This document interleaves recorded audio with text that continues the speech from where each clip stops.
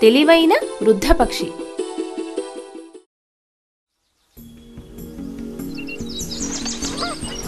ఒకానొక కాలంలో ఒక అడవిలోని చింత చెట్టులో ఒక బాతుల గుంపు నివసించేది.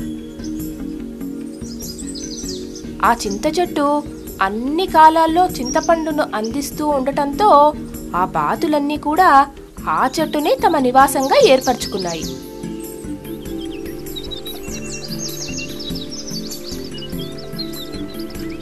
ఒకరోజు వాటిలోని ఒక తెలివైన వృద్ధబాతు ఆ చింత చెట్టు క్రింద చిన్ని తీగ చెట్టు మొలవటం గమనించింది.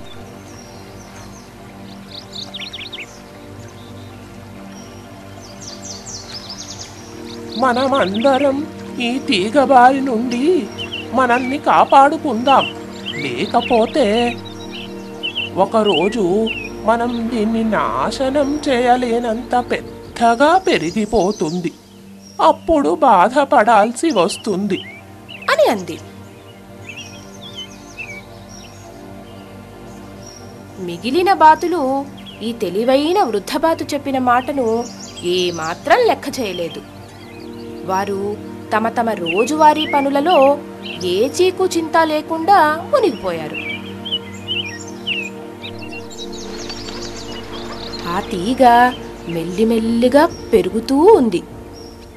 ఒకరోజు ఆ తీగ ఎంత పెద్దదైందంటే ఎవరైనా సరే ఆ తీగను పట్టుకొని ఆ చెట్టును సులభంగా ఎక్కేయవచ్చు. ఆ వృద్ధబాతు అందరినీ మళ్ళీ హెచ్చరించింది. ఇప్పటికైనా మనం ఈ తీగను నాశనం చేయాలి, లేకపోతే మనం చింతించాల్సి వస్తుంది అని అంది. మిగిలిన బాతులు ఎప్పటిలాగే ఆ మాటలను పెడచెవిని పెట్టాయి. ఒకరోజేమో అన్నీ కలిసి బయటకు ఎగురుకుంటూ వెళ్ళిన సమయంలో ఆ అడవిలోకి ఒక వేటగాడు వచ్చాడు. అతడు ఆ చింత చెట్టును చూసి తన వద్ద ఉన్న వలను పెట్టడానికి అదే సరైన స్థలమని నిర్ణయించాడు. అతడు మరుసటి రోజు రావాలనుకుని వెళ్ళాడు. ఆ మరుసటి రోజు వేటగాడు వచ్చి ఆ తీగ సహాయంతో చింత చెట్టును అతి సులభంగా ఎక్కాడు. తనతో పాటుగా తెచ్చిన వలను ఆ చెట్టుపై ఉంచి వెళ్ళిపోయాడు. ఆ పక్షులన్నీ తిరిగి వాటి నివాసానికి వచ్చి ఆ వలను గమనించకుండానే దానిపై వాలాయి. ఏముంది, వెంటనే అవన్నీ వలలో చిక్కుకుపోయాయి. ఆ పక్షులన్నీ భయంతో గట్టిగా అరవసాగాయి. దిక్కుతోచక వాటి రెక్కలను వేగంగా టపటపా ఆడించసాగాయి. ఆ తెలివైన వృద్ధబాతు మాత్రం స్థిరంగా నిశ్శబ్దంగా కూర్చొనుంది.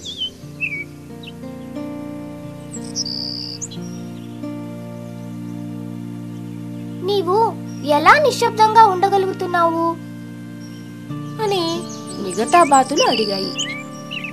మనకి దుస్థితి రాకూడదని నేను మీకు ఆ రోజే చెప్పాను. మనం ఆ తీగను నాశనం చేద్దామని చెబితే మీరెవ్వరూ నా మాటను ఖాతరు చేయలేదు అని వృద్ధబాతు అంది.